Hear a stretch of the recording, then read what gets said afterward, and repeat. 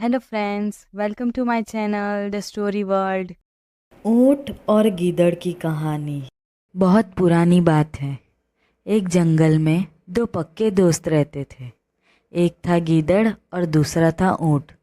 गीदड़ काफ़ी चालाक था और ऊंट सीधा साधा। ये दोनों दोस्त घंटों नदी के पास बैठकर अपना सुख दुख बांटते थे। दिन गुजरते गए और उनकी दोस्ती गहरी होती गई। एक दिन किसी ने गीदड़ को बताया कि पास के खेत में पके हुए तरबूज है। यह सुनते ही गीदड़ का मन ललचा गया, लेकिन वो खेत नदी के पार था। अब नदी को पार करके खेत तक पहुंचना उसके लिए मुश्किल था। इसीलिए वो नदी पार करने की तरकीब सोचने लगा। सोचते सोचते वो ऊँट के पास चला गया। ऊँट ने दिन के समय गीदड़ को देखकर पूछा, मित्र, तुम यहाँ कैसे? हम तो शाम को नदी किनारे मिलने वाले थे। तब गीदड़ ने बड़े ही चालाकी से कहा, देखो मित्र, पास के ही खेत में पके हुए तरबूज है। मैंने सुना है तरबूज बहुत मीठे हैं। तुम उसे खाकर खुश हो जाओगे, इसीलिए तुम्हें बताने चला आया। ऊँट को तरबूज काफ़ी पसंद था। वो बोला, वाह, मैं अभी उस गांव में जाता हूँ। मैंने बहुत समय से तरबूज नहीं खाए हैं। ऊँट जल्दी जल्दी नदी पार करके खेत जाने की तैयारी करने लगा। तभी गीदड़ ने कहा, दोस्त, तरबूज मुझे भी अच्छे लगते हैं, लेकिन मुझे तैरना नहीं आता है। तुम तरबूज खा लोगे तो मुझे लगेगा कि मैंने भी खा लिए। तभी ऊँट ने बोला, तुम चिंता मत करो, मैं तुम्हें अपने पीठ पर बिठाकर नदी पार करवाऊंगा। फिर साथ में मिलकर तरबूज खाएंगे। ऊँट ने जैसा कहा था वैसे ही किया।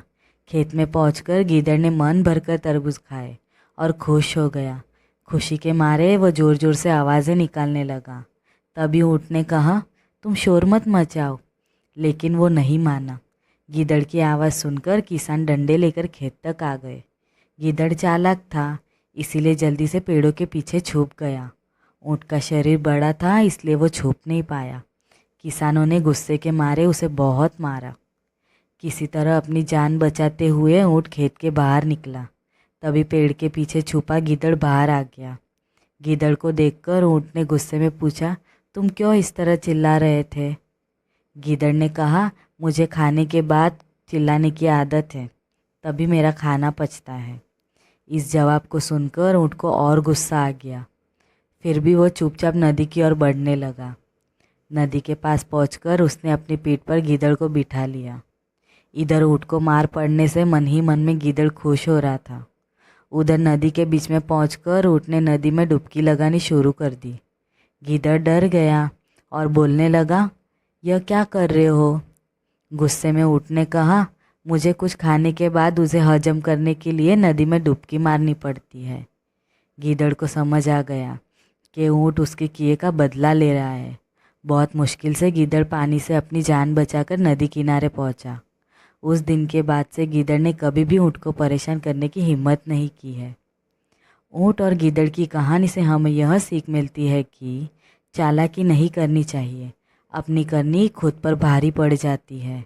जो जैसा करता है उसे वैसा ही भरना होता है। Thanks for watching. If you like my stories, then please do like, share and subscribe my channel. Thank you.